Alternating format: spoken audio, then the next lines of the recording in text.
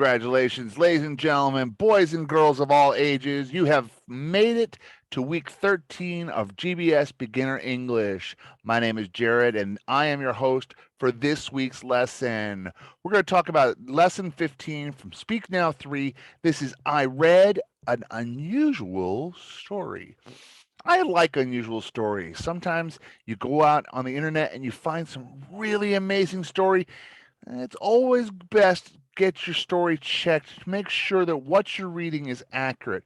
But once you've checked it and you said, wow, I didn't know that this was real, you may be surprised to find out that there's more truth than not. But then again, the truth, it can be difficult to find. So let's get started and find out about an unusual story.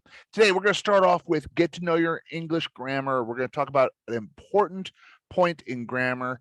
Then we'll talk about the unit. Of course, I read an unusual story. We'll talk about the workbook that's connected with lesson 15. Then at the end, we'll wrap it all up and review at the end. So let's get started. Grammar time. Yes, this is everybody's favorite time. Oh, it's not that bad. It's always a good thing to learn more grammar, because grammar, it can really be something that changes the way you look at the world. It can change your life. I promise you, it's there. But grammar is something that we all have to deal with. Whether we like it or not, we do need to deal with it. Now, this week's grammar is talking about not necessarily just the two words of historic and historical. We're talking about the same word used in two different versions. We're talking about using words where we're using nouns that are also verbs, and verbs that can also act as adjectives. We're talking about some of those fun types of words. Here, we have historic.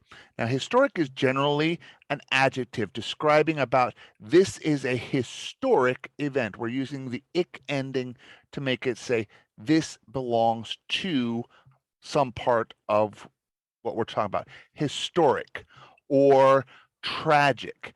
We're putting these into describing what the situation is like.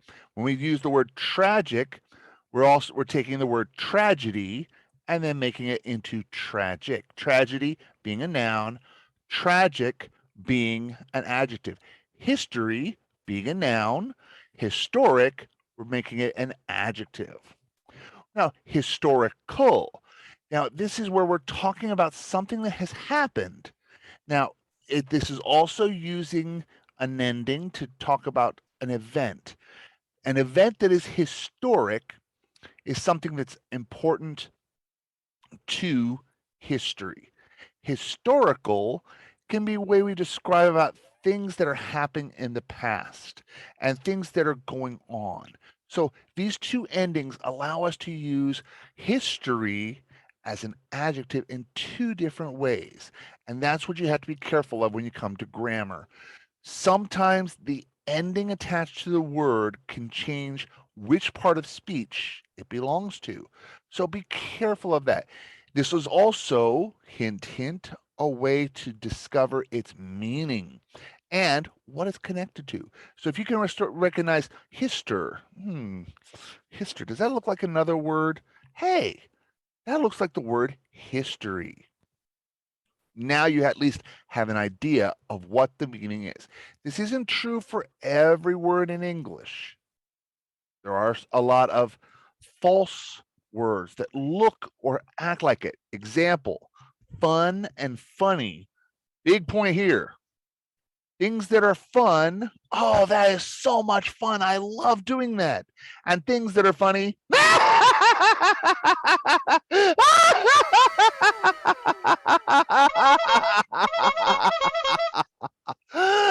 okay, back to normal. But fun and funny goes along with the same ideas. That is false connections. They are not connected. They are not even meaning the same idea. But a lot of words like historic or historical, they do share the same root meaning. And that is where you can get at least a little bit of understanding of what you're talking about. So be sure you practice that. Look for those words that look similar to what they mean in another form. Won't always help you, but at least give you a clue of what we're looking for. All right, moving on. Today we're going to talk about an unusual story. Now, I have many unusual stories. Some of them have actually happened to me, and you may be like, teacher, did that really happen? Yeah, I've had a lot of crazy things happen to me. Some of them I can't actually explain, but we have different stories, things that can happen that, wow, I never thought about that. I'll have to think about that one. Now, anytime you hear a story that, as they say, strains credibility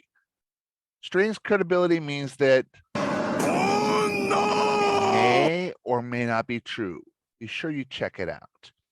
It doesn't take much, especially if you see on a story on something like social media or on Facebook. Check it out. Pretend that it is an April Fool's Day every time you read an article. Double check the sources. That can probably be the quickest way to find out whether the story is true or maybe this is something I need to question. All right, so looking here at the headlines, use these words. We got 10 words here. Try to put them into the right sentence. Things like save, cancel, close, score, catches, donates. These are all verbs and descriptions of what we're doing. So try to make the best paragraphs that you can. There can be some variations. For example, boy saves family from fire. That's great. Boy denies family from fire. A little strange, but it would fit as a sentence. So see what you can come up with. Next, we're going to listen to a story about Cameron Titus. Now, this is a true story. It really did happen, and Cameron Titus did do what is here. So look up if you can, see what he did. So let's listen to his true story. Lesson 15. I read an unusual story. Page 36. Conversation. A. Listen. Who is Cameron Titus? What charity has he donated money to? I saw an interesting news story about a 10-year-old boy who wrote a children's book. His name is Cameron Titus, and the book is called Cameron's A to Z. Really? The towns near him had some bad storms. He wanted to help, so he donated all the money he made to the charity Habitat for Humanity. What a great kid. He's already started to write a second book, too. He's donating all that money as well to a local hospital. What a great kid. Now, just to let you know, just a little quick thing. What is Habitat for Humanity? Well, Habitat for Humanity, not everybody out there gets to live in a nice, warm, comfortable house or apartment. And sometimes people don't get the places that they need. The Habitat for Humanity goes out there and they help to make houses that are available and usually free for people to live in. Now, Habitat for Humanity is worldwide, and they do make affordable houses for everybody. They're not the greatest houses in the world, but it's a place to live, a place to call your own. All right, so let's listen one more time. This time, as you listen to this conversation, there's a couple of extra sentences that get put in. See if you can add those to the conversation. I saw an interesting news story about a 10-year-old boy who wrote a children's book. His name is Cameron Titus, and the book is called Cameron's A to Z. Really? That's fantastic. The towns near him had some bad storms. He wanted to help, so he donated all the money he made to the charity Habitat for Humanity. They build homes. What a great kid. And generous, too. He's already started to write a second book, too. He's donating all that money as well to a local hospital. Okay. So being able to donate your work, donate it to somebody else. I wish that I could do that. I wish I could donate everything. If I ever won the lottery, there are several charities in which I personally would help. I would help, not necessarily Habitat for Humanity, but I would help the local groups with their rescue and wild animals. Here in Korea, you have the Trap, Neuter, and Release (TNR) program, and I would definitely help with that. I would also help with rehabilitation of animals that have been abandoned. And this is why anytime I talk about pets or getting something, I always recommend adopt a pet. Don't buy one. Adopt a pet, get it spayed or neutered, and keep it and give it all the love that it deserves. Pets need our love very much. All right. So today we're moving on about language. Now, notice the different way that we talk about news and information. I saw something on TV last night. We placed what the information is that we got and the location. Now, this is something that we do in our normal speech, and we do this whenever we're talking or telling a story. We usually put it in context. Now, when you are writing, you can't just say, well, I saw this on TV. You have to be very specific when you write and cite your sources. And that's a different story for a different day. And if you want some help on how to do that, please let me know. I'll be glad to work with you on how to cite your sources and make your writing better. But you're going to have to talk to me because that's not quite what the purpose of this class. Our class is about speaking. So when you tell us something, tell us where you got your specific information. What does this do in your writing and your speaking? When you cite a source, when you tell, this is where I got this information from, not only do you increase your credibility, do you increase how much people think that your lesson or your description is great, but it also makes it much more believable when you have another source. But be very careful of your sources. As you've seen, if you've been watching the news for like the last 6 or 7 years, there are people who manipulate the news. And when they manipulate the news, they do their best to make stories appear one way. But that's where if you go through and you look carefully, then you'll be able to tell when a story is true or not. Look at the source of the information. Go back and check where something comes from. A problem that has happened with a lot of crazy and amazing news that is coming up, it's all being turned out to come from places that are not very trustworthy. That's one of the things that happens. An example, the story that it was true.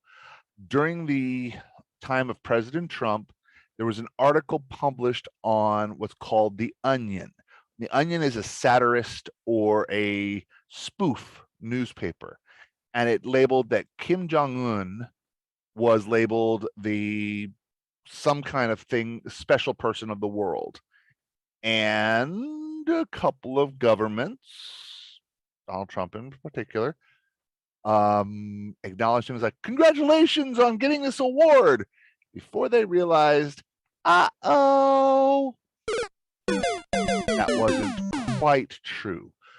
Go ahead and be sure to check your sources before you go ahead and trust what it is.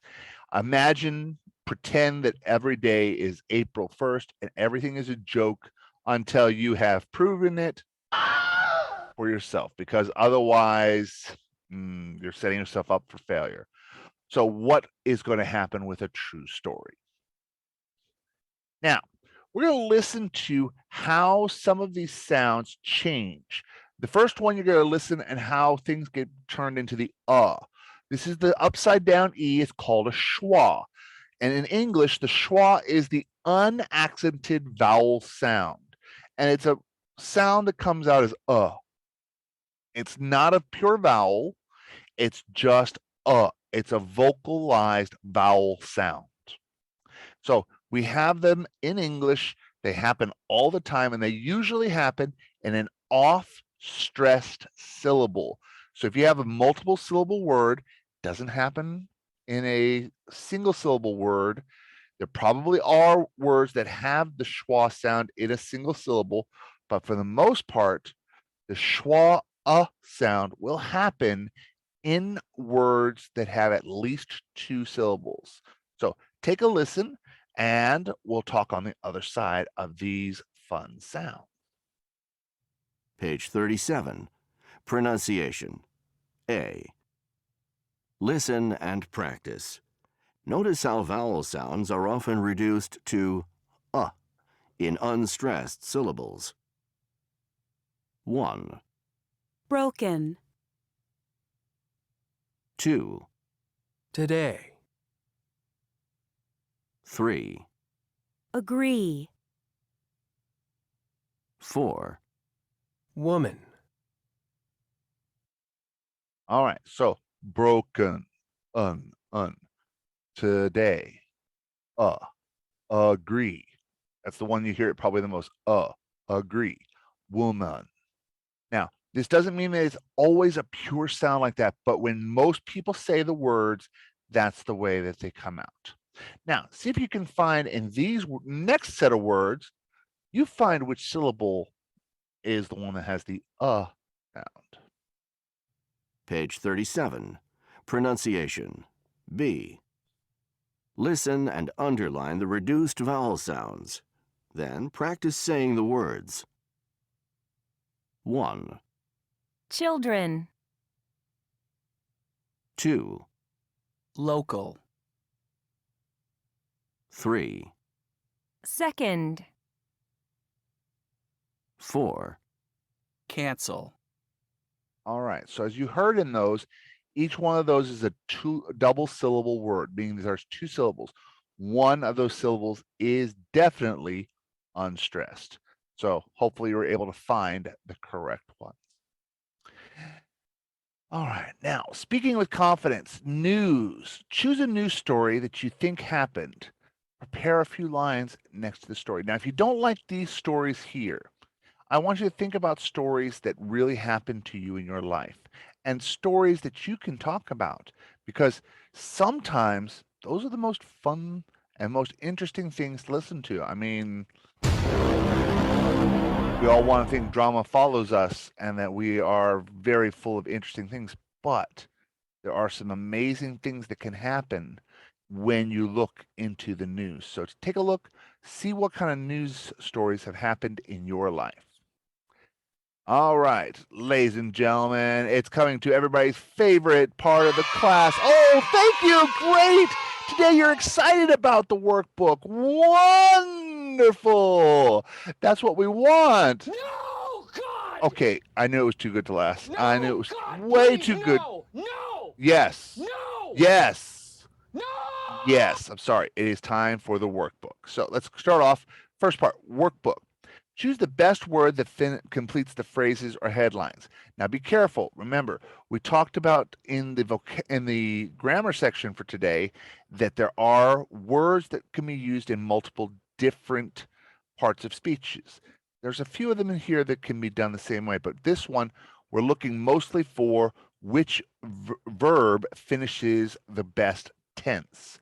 So school is singular, school blank lunch program. Cancels or denies? It could be denies, but I don't think that one fits it as well as school cancels lunch program. School denies the lunch program. It just doesn't fit as well. And plus, that would be very, very cold. School denies a lunch program to kids? I wouldn't do that.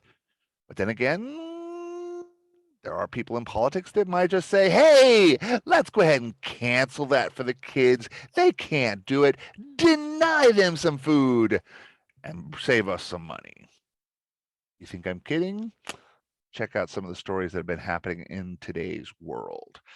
You'll be surprised. So go ahead, try to figure which vocabulary word goes best with each of these. Next one, drop which of the words is different. Now, you look at the three words. Now, I will say this. There is one answer for each of these. Objection!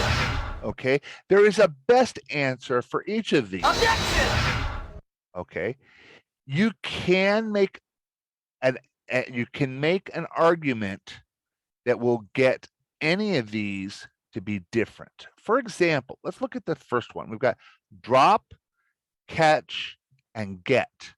Now, why would these be the same or why would they be different? Well, we could make it that drop means to let something go, catch and get mean to give us something. Okay, meaning of the words, so drop would be different. But wait, there's another way we can look at this. Look at the words and the way they're spelled. Drop and catch both use a blended consonant, DR and TCH. They use blended consonants, and get does not. So we could also put that get does not belong. And if we want to really be even crazier, the drop be knocked out, catch and get both have the letter T, and drop does not. So it's not just the word, but also what explanation could you give for eliminating the words? Look at each of them. As I've told you many times in our class, there's not always one correct answer. There can be many variations. Be creative in your thinking and see which ones you can eliminate and how. Okay, moving on. Now answer the question in class, prepare this for your partner. Have you ever donated anything? I've donated many things in my life. I donated a lot of clothes that don't fit. I've donated my time for doing things, and time is probably the most common thing to donate for most people. So what can you do? And what do people do to try not to crash? Now, crash, this can refer to many things. This can be just like referring to a car, or it could be about crashing into class, crashing by being exhausted. Thank you, Neon Cat. Yes, there's a lot of different ways that we can put this particular way of crash. Give us 3 different ways that you can prevent crashing. All right, now we're looking at weird stories. Now, weird stories, they do happen. So I'm going to read this article and let's see what you can think about them. Weird stories, weird news stories. Man runs long distance in balloon. An Australian runner, Rob Giovanni, ran 13 miles on a treadmill in a hot air balloon. He has been running on land, sea, and now in the air to raise money for heart disease. The year before, he ran a land marathon, 26.2 miles, in Morocco, and then a longer distance on board a ship. Now, you may think, wow, that sounds strange. There's been in the news just recently, there's been a woman, she ran 100 marathons in 100 days. Now, you may say, well, what's a marathon? Well, marathon is based on the race, ancient Greek story of the end of a battle. The soldier wants to tell the end of the battle and the end of the information. He runs all the way from where the battle was to the city of Marathon. And this is a city in Greece. And then that distance was a little over 40 kilometers, and he ran the whole way. Now, you may say, wow, that sounds great.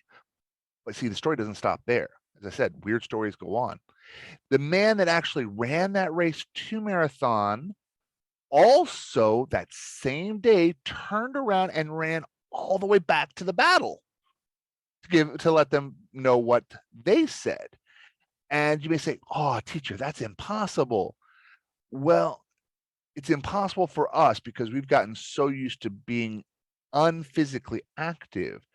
But there are people out there who can run and just run and run and run. Run, Forrest, run. You never know.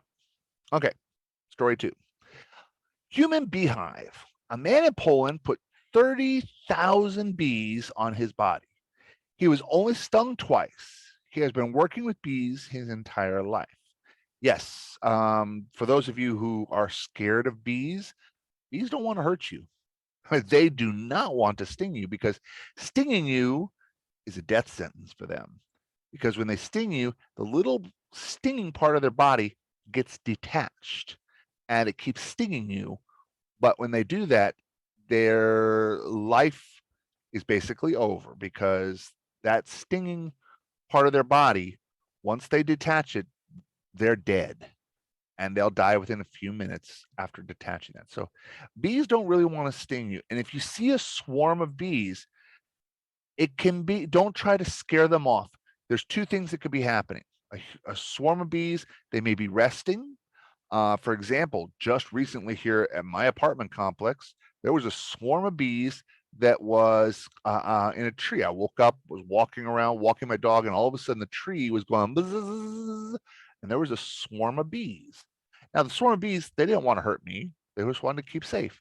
And they didn't want to make a hive in that tree. It's too exposed. They want to make a hive someplace that's going to be safe. But the hive was moving and following their queen, and so they were resting in that tree. Later that afternoon, they moved, and the hive is actually just off of the apartment complex in a nice, dense area, which is good. Next one, parakeet tweets address.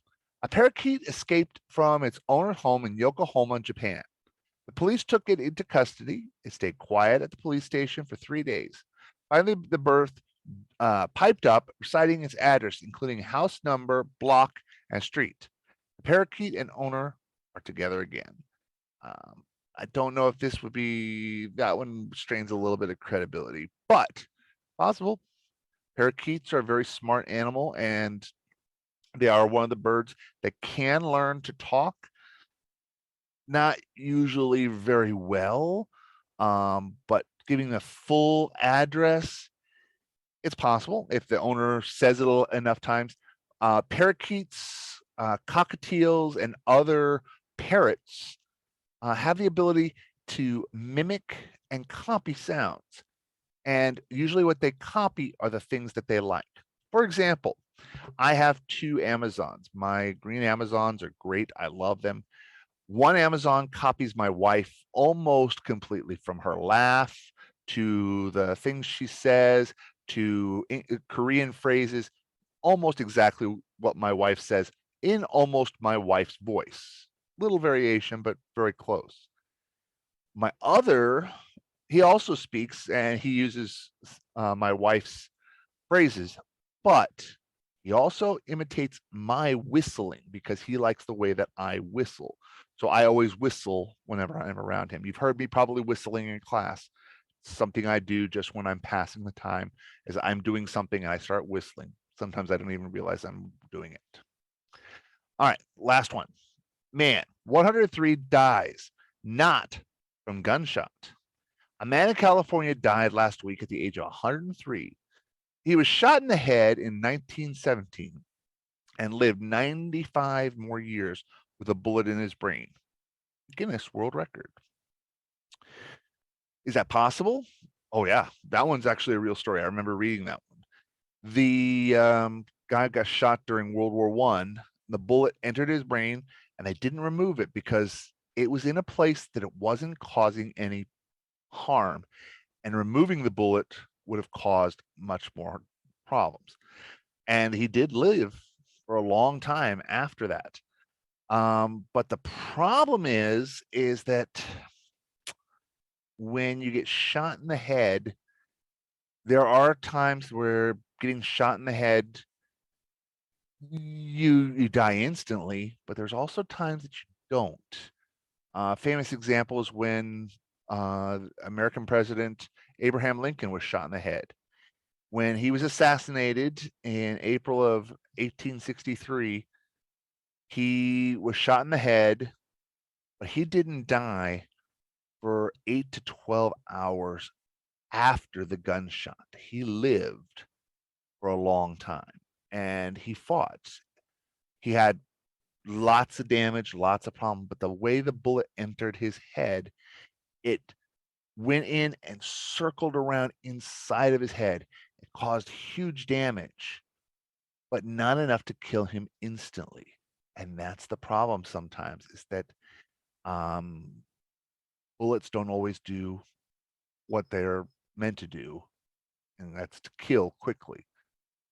But as I digress, the Guinness World Record, Guinness is a beer company in Ireland, and they start keeping records of the world's most things. And you can look it up online and you can read their books. They have amazing Guinness records there. So when you ask Guinness records, why is it called Guinness?